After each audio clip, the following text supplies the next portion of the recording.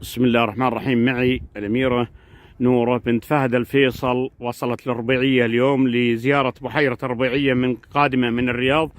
مرحبا. هلا ومرحبا، يلا حيا، مسيك بالخير. مسرورة بزيارك للربيعية. جدا جدا والله، وانا جايت علشان ازور الربيعية. نعم. واشوف مكان اهلي. مكان أهل تحس بداح البازعي. هذا هو، شوفي تحت هذا القصر اللي أسفل هنا.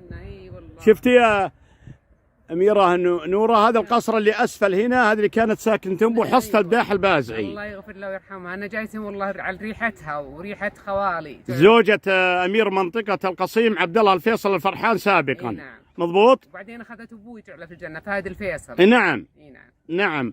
وزيارك لنا الآن ممتعة يا أميرة. أنا والله تمتعت بوجودكم أولا وبهالمكان الرائع، يعني جدا جدا رائع.